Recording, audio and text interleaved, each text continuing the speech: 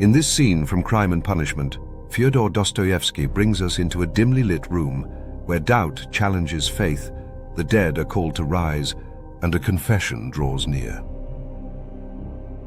Welcome to Chapter Breaks, short literary escapes, classic audio pills for your commute, bedtime unwind, or a break anytime. At Chapter Breaks, we carefully select and curate iconic passages from classic novels, scenes that are powerful, memorable, reflective, and a joy to listen to. Whether it's a timeless first chapter, a dramatic turning point, or a magical moment, each episode offers you the essence of great literature, one short escape at a time. This chapter break is Crime and Punishment by Fyodor Dostoevsky, 1866. Part 4, Chapter 4, The Gospel. Resurrection in a dimly lit room, and a confession yet to come. A brief introduction before listening to the chapter. In this pivotal scene, Raskolnikov visits Sonia in her poverty-stricken room, torn between cruelty and desperation. He mocks her faith, questions the existence of God, and forces her to confront the depth of her suffering. Yet beneath his harshness lies a hidden plea. At his insistence, Sonia opens the New Testament and reads the story of the raising of Lazarus. As her trembling voice grows steadier, the miracle unfolds. Grief, doubt, the stone before the tomb, and the command that calls the dead back into life. In that flickering candlelight, murderer and outcast stand together before the possibility of resurrection. When the reading ends, silence hangs between them. Raskolnikov declares that he has broken with his family and chosen Sonia alone to hear what he carries. He speaks of shared suffering, shared exile, and hints at a terrible knowledge he will reveal tomorrow. This episode captures Dostoevsky at his most intense and intimate. Psychological conflict turning towards spiritual awakening, despair brushing against redemption, and faith standing unshaken before nihilism. We are about to enter that dim Petersburg room, where a gospel is read, a soul trembles on the edge of confession, and resurrection becomes more than a story. Now let's open the page together. Your chapter break begins now. Chapter 4. Cannot be. Raskolnikov went on with a harsh smile. You are not insured against it, are you? What will happen to them then? They will be in the street, all of them. She will cough and beg and knock her head against some wall, as she did today, and the children will cry. Then she will fall down, be taken to the police station and to the hospital. She will die. And the children, oh no, God will not let it be, broke at last from Sonia's overburdened bosom. She listened, looking imploringly at him, clasping her hands in dumb entreaty, as though it all depended upon him. Raskolnikov got up and began to walk about the room. A minute passed. Sonia was standing with her hands and her head hanging in terrible dejection. And can't you save? Put by for a rainy day? He asked, stopping suddenly before her. No, whispered Sonia. Of course not. Have you tried? He added almost ironically. Yes. And it didn't come off? Of course not. No need to ask. And again he paced the room.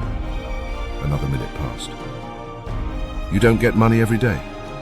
Sonia was more confused than ever, and color rushed into her face again. No, she whispered with a painful effort. It will be the same with Polenka, no doubt, he said suddenly. No, it can't be, no. Sonia cried aloud in desperation, as though she had been stabbed. God would not allow anything so awful. He lets others come to it. No, God will protect her, God, she repeated beside herself. But perhaps there is no God at all, Raskolnikov answered with a sort of malignance, laughed and looked at her. Sonia's face suddenly changed. A tremor passed over it. She looked at him with unutterable reproach, tried to say something, but could not speak, and broke into bitter, bitter sobs, hiding her face in her hands. You say Katerina Ivanovna's mind is unhinged. Your own mind is unhinged, he said, after a brief silence. 5 minutes passed. He still paced up and down the room in silence, not looking at her. At last he went up to her. His eyes glittered. He put his 2 hands on her shoulders and looked straight into her tearful face. His eyes were hard, feverish and piercing. His lips were twitching. All at once he bent down quickly and, dropping to the ground, kissed her foot. Sonia drew back from him as from a madman, and certainly he looked like a madman. "What are you doing to me?" she muttered, turning pale, and a sudden anguish clutched at her heart. He stood up at once. "I did not bow down to you. I bowed down to all the suffering of humanity," he said wildly, and walked away to the window. "Listen," he added, turning to her a minute later. "I said just now to an insolent man that he was not worth your little finger, and that I did my sister honor making her sit beside you." "Ach, you said that to them, and in her presence?" cried Sonia, frightened. "Sit down with me. An honor? Why, I'm dishonorable." "Ah, why did you say that?" "It was not because of your dishonor and your sin I said that of you, but because of your great suffering." "But you are a great sinner. That's true," he added, almost solemnly. "And your worst sin is that you have destroyed and betrayed yourself for nothing. Isn't that fearful? Isn't it fearful that you are living in this filth which you loathe so, and at the same time you know yourself, you've only to open your eyes, that you are not helping anyone by it, not saving anyone from anything?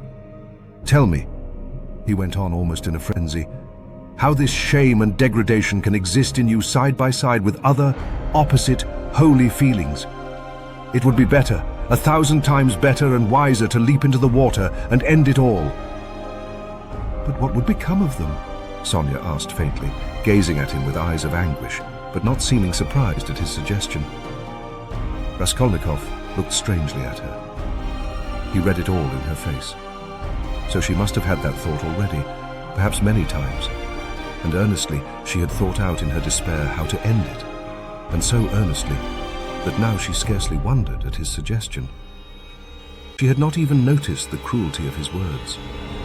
The significance of his reproaches and his peculiar attitude to her shame she had, of course, not noticed either, and that, too, was clear to him. But he saw how monstrously the thought of her disgraceful, shameful position was torturing her, and had long tortured her. What, he thought, could hitherto have hindered her from putting an end to it? Only then he realized what those poor little orphan children and that pitiful, half-crazy Katerina Ivanovna, knocking her head against the wall in her consumption, meant for Sonia.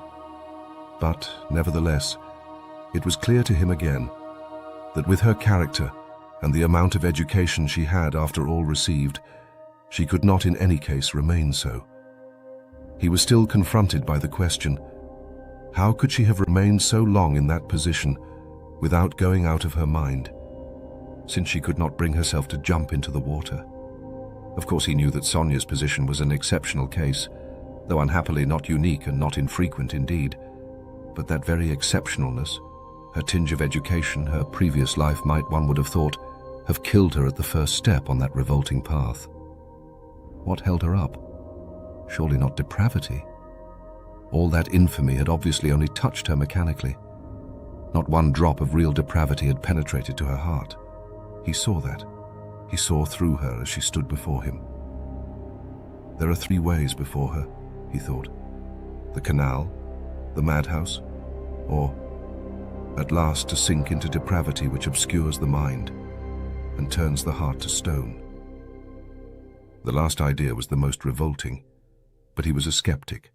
He was young, abstract, and therefore cruel, and so he could not help believing that the last end was the most likely. But can that be true? He cried to himself. Can that creature, who has still preserved the purity of her spirit, be consciously drawn at last into that sink of filth and iniquity? Can the process already have begun? Can it be that she has only been able to bear it till now, because vice has begun to be less loathsome to her? No, that cannot be, he cried, as Sonia had just before. No, what has kept her from the canal till now is the idea of sin, and they, the children. And if she has not gone out of her mind, but who says she has not gone out of her mind? Is she in her senses? Can one talk? Can one reason as she does? How can she sit on the edge of the abyss of loathsomeness into which she is slipping and refuse to listen when she is told of danger? Does she expect a miracle? No doubt she does. Doesn't that all mean madness? He stayed obstinately at that thought. He liked that explanation indeed better than any other. He began looking more intently at her. So, you pray to God a great deal, Sonia? He asked her. Sonia did not speak. He stood beside her, waiting for an answer. What should I be without God? She whispered rapidly, forcibly, glancing at him with suddenly flashing eyes and squeezing his hand. Ah, so that is it, he thought. And what does God do for you? He asked, probing her further. Sonia was silent a long while, as though she could not answer. Her weak chest kept heaving with emotion. Be silent. Don't ask. You don't deserve, she cried suddenly, looking sternly and wrathfully at him. That's it, he repeated to himself. He does everything, she whispered quickly, looking down again. That's the way out.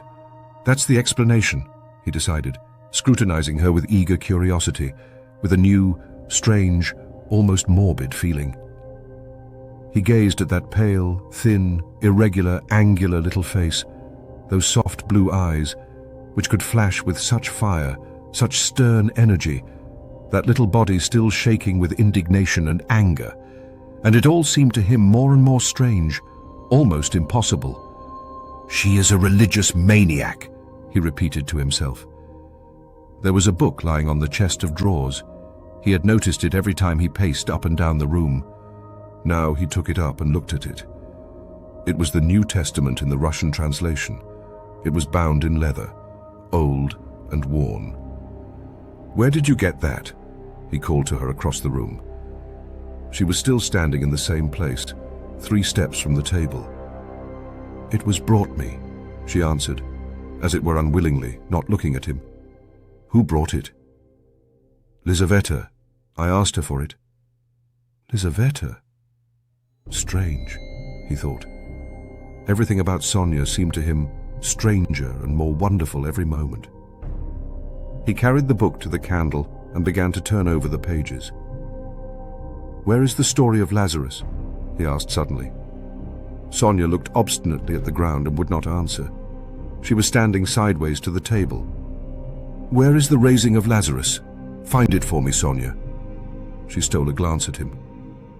You are not looking in the right place. It's in the 4th Gospel, she whispered sternly without looking at him. Find it and read it to me, he said. He sat down with his elbow on the table, leaned his head on his hand, and looked away sullenly, prepared to listen. In 3 weeks' time, they'll welcome me in the madhouse. I shall be there, if I am not in a worse place, he muttered to himself. Sonia heard Raskolnikov's request distrustfully and moved hesitatingly to the table. She took the book, however. Haven't you read it? She asked, looking up at him across the table. Her voice became sterner and sterner. Long ago, when I was at school. Read. And haven't you heard it in church? I haven't been. Do you often go? No, whispered Sonia. Raskolnikov smiled. I understand. And you won't go to your father's funeral tomorrow? Yes, I shall. I was at church last week too. I had a requiem service. For whom? For Lizaveta. She was killed with an axe. His nerves were more and more strained. His head began to go round. Were you friends with Lizaveta? Yes. She was good. She used to come. Not often. She couldn't. We used to read together and talk. She will see God. The last phrase sounded strange in his ears, and here was something new again. The mysterious meetings with Lizaveta, and both of them. religious maniacs. I shall be a religious maniac myself soon. It's infectious. Read, he cried irritably and insistently. Sonia still hesitated. Her heart was throbbing. She hardly dared to read to him. He looked almost with exasperation at the unhappy lunatic. What for? You don't believe? She whispered softly, and as it were breathlessly. Read. I want you to, he persisted. You used to read to Lizaveta. Sonia opened the book and found the place. Her hands were shaking. Her voice failed her. Twice she tried to begin and could not bring out the first syllable. Now a certain man was sick named Lazarus of Bethany. She forced herself at last to read, but at the third word her voice broke like an overstrained string. There was a catch in her breath. Raskolnikov saw in part why Sonia could not bring herself to read to him, and the more he saw this, the more roughly and irritably he insisted on her doing so. He understood only too well how painful it was for her to betray and unveil all that was her own. He understood that these feelings really were her secret treasure, which she had kept perhaps for years, perhaps from childhood, while she lived with an unhappy father and a distracted stepmother crazed by grief, in the midst of starving children and unseemly abuse and reproaches. But at the same time he knew now, and knew for certain that, although it filled her with dread and suffering, yet she had a tormenting desire to read and to read to him that he might hear it, and to read now whatever might come of it. He read this in her eyes. He could see it in her intense emotion. She mastered herself, controlled the spasm in her throat, and went on reading the 11th chapter of St. John. She went on to the 19th verse. And many of the Jews came to Martha and Mary to comfort them concerning their brother. Then Martha, as soon as she heard that Jesus was coming, went and met him. But Mary sat still in the house. Then said Martha unto Jesus, Lord, if thou hadst been here, my brother had not died. But I know that even now whatsoever thou wilt ask of God, God will give it thee. Then she stopped again with a shamefaced feeling that her voice would quiver and break again. Jesus said unto her, Thy brother shall rise again. Martha saith unto him, I know that he shall rise again in the resurrection at the last day. Jesus said unto her, I am the resurrection and the life. He that believeth in me, though he were dead, yet shall he live. And whosoever liveth and believeth in me shall never die. Believest thou this? She saith unto him, and drawing a painful breath, Sonia read distinctly and forcibly, as though she were making a public confession of faith. Yea, Lord, I believe that thou art the Christ, the Son of God, which should come into the world. She stopped and looked up quickly at him, but controlling herself went on reading. Raskolnikov sat without moving, his elbows on the table and his eyes turned away. She read to the 32nd verse. Then when Mary was come where Jesus was, and saw him, she fell down at his feet, saying unto him, Lord, if thou hadst been here, my brother had not died. When Jesus therefore saw her weeping, and the Jews also weeping which came with her, he groaned in the spirit and was troubled, and said, Where have ye laid him? They said unto him, Lord, come and see. Jesus wept. Then said the Jews, Behold how he loved him. And some of them said, Could not this man which opened the eyes of the blind have caused that even this man should not have died? Raskolnikov turned and looked at her with emotion. Yes, he had known it. She was trembling in a real physical fever. He had expected it. She was getting near the story of the greatest miracle, and a feeling of immense triumph came over her. Her voice rang out like a bell. Triumph and joy gave it power. The lines danced before her eyes, but she knew what she was reading by heart. At the last verse, Could not this man which opened the eyes of the blind? Dropping her voice, she passionately reproduced the doubt, the reproach and censure of the blind, disbelieving Jews, who in another moment would fall at his feet as though struck by thunder, sobbing and believing. And he too is blinded and unbelieving. he too will hear.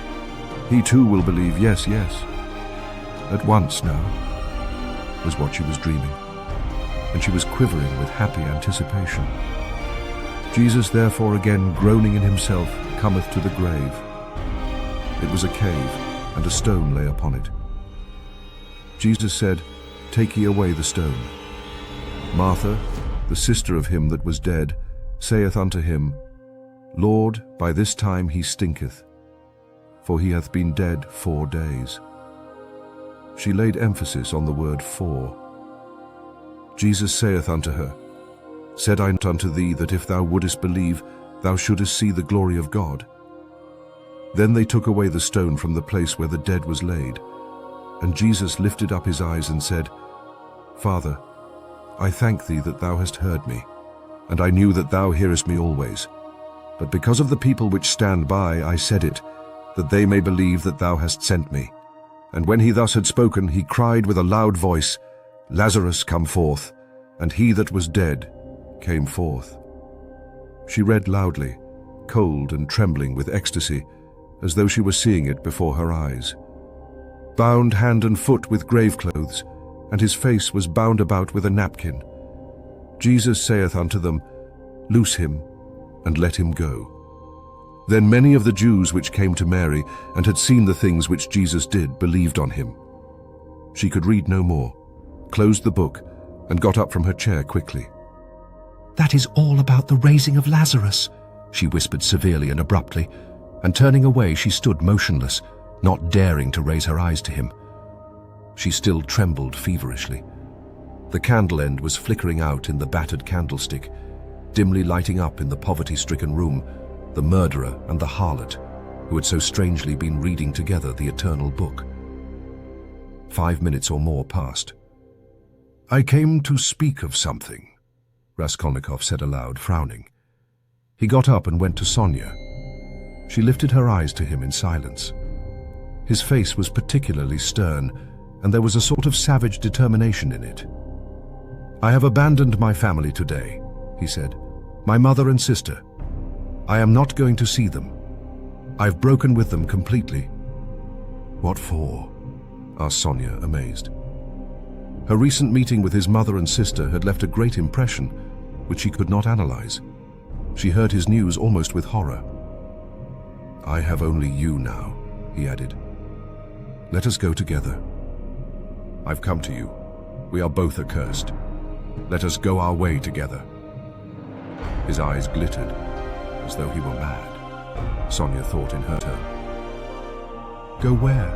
She asked in alarm, and she involuntarily stepped back. How do I know? I only know it's the same road. I know that and nothing more. It's the same goal. She looked at him and understood nothing. She knew only that he was terribly, infinitely unhappy. No one of them will understand if you tell them, but I have understood. I need you. That is why I have come to you. I don't understand, whispered Sonia. You'll understand later. Haven't you done the same? You too have transgressed, have had the strength to transgress. You have laid hands on yourself. You have destroyed a life. Your own? It's all the same.